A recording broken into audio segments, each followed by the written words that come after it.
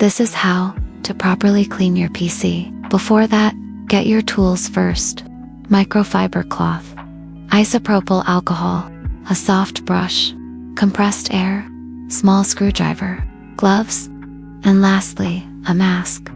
Before cleaning your PC, first, for safety, always power off and unplug your device. Don't skip this, okay? If it's a laptop, remove the battery if you can. External cleaning now. Spray cleaner on your cloth, not on the screen. Gently wipe the monitor in circles. No scrubbing. For the keyboard, turn it upside down, tap gently, then use short bursts of compressed air to blow crumbs away. If keys are sticky, a lightly damp cloth with alcohol does the trick. For the casing and ports, wipe with the cloth and use the air can for the ports. Short bursts only, don't blast close. And please, never use a vacuum inside the case. Vacuums make static and that can kill parts. Now, for internal cleaning, this part is important. Open the side panel carefully and keep your screws in a small dish. For this part, it is safe to search on YouTube how to disassemble your laptop and put the specific model of your laptop.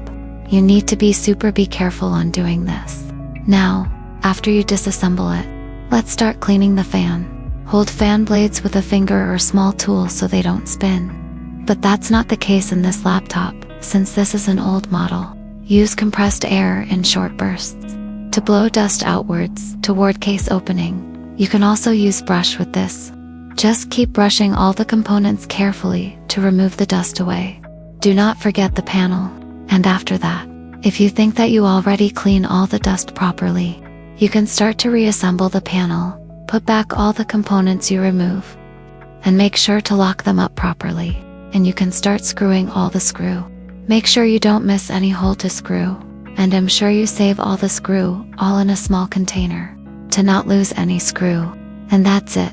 You just finished cleaning your PC. If only you follow all the steps we just showed. Today, we'll show you the step-by-step process of building a PC using PC Building Simulator. First, let's start with the Power Supply Unit, or PSU. This part provides electricity to all the components of your PC. In real life, make sure the power switch is turned off, and double-check if the wattage is compatible with your parts. Install the PSU at the bottom of the case, and screw it tightly to keep it steady. Next, let's install the I/O shield. This small metal plate covers the back ports of the motherboard. Make sure it's aligned properly before pressing it in. Once it snaps, it's hard to remove. This also helps to keep dust out and aligns your motherboard ports perfectly. Now, unscrew the standoffs and gently place the motherboard inside the case. The motherboard is like part of the PC. All parts connect here. Make sure the screw holes line up. Then tighten it carefully. Don't over-tighten, just enough to hold it secure. Next, let's open the CPU lock lever before installing the CPU.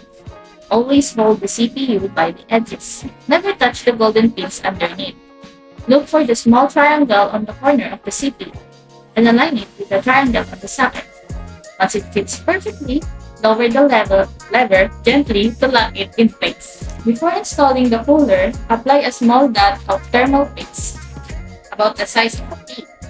This helps transfer heat from the CPU to the cooler efficiently. Then, place the CPU fan carefully.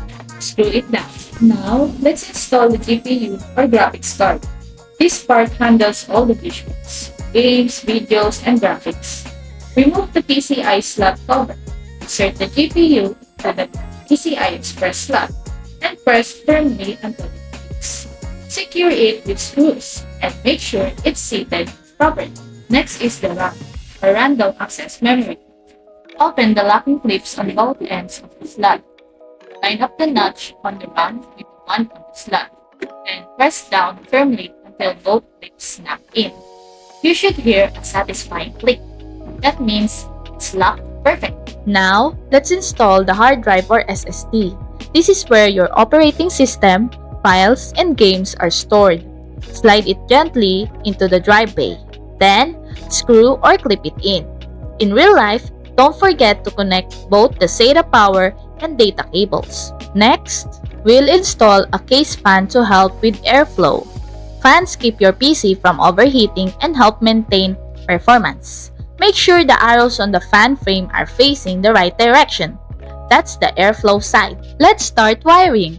First, connect the EPS12V power cable, which powers the CPU. You'll find the slot on the top corner of the motherboard, near the CPU cooler.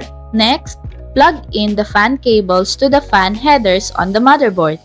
Good fan management helps your PC stay cool and quiet. Now, connect the main 24-pin ATX power cable.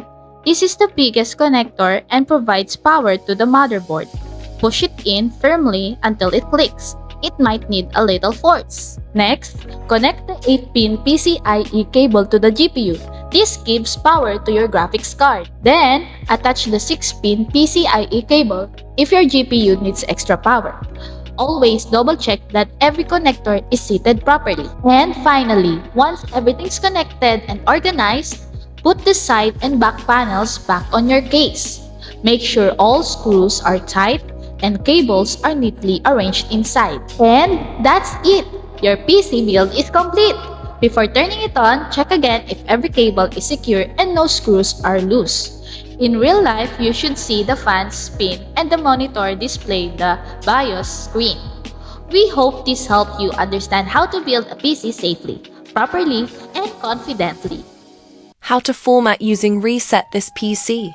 So, before we start, always make sure to back up your important files first, just in case.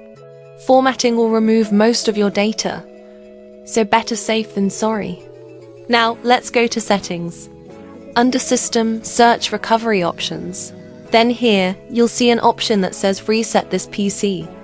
Click on Reset PC. A new window will appear asking whether you want to keep my files or remove everything. If you choose Keep My Files, Windows will remove your apps and settings, but your personal files like documents and pictures will stay. This option is best if your PC is just running slow or having small issues, but you still want to keep your important files safe. But if you choose Remove Everything, it will completely wipe your system clean, as if it's brand new. This is the best choice if your PC has serious problems, or if you're planning to give it to someone else and want to make sure your data is fully erased. In my case, I will just choose Keep My Files. Next, it will ask how you want to reinstall Windows. You'll see two options, Cloud Download or Local Reinstall. Cloud Download downloads a fresh copy of Windows from Microsoft servers, which is helpful if your system files are corrupted. Local Reinstall, on the other hand, uses the existing files already stored on your device. It's faster but only works if your files are still fine. For this demo, we'll choose Local Reinstall. And that's it.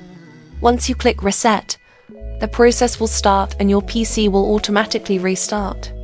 This method is super useful when your PC feels slow, full of junk, or if you just want a clean start without manually reinstalling Windows. Now, let's move on to partitioning a drive. Partitioning means dividing your storage drive into separate sections. It helps organize files, like one part for your system and another for personal data or backups. To do this, click Start and search for Disk Management. You'll see all your drives listed here. For example, this one is our main drive, labeled as Disk 0. Let's say we want to create a new partition. Right-click on the main volume, then select Shrink Volume. Type the amount of space you want to allocate for the new partition, for example, 20,480 megabytes for 20 gigabytes. Then click Shrink. You'll now see an unallocated space below. Right-click it, then choose New Simple Volume. Click Next, assign a letter like D or E, then format it as NTFS.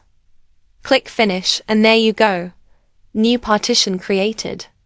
Now, when we look at our File Explorer, it has new vacuum in it and ready to use.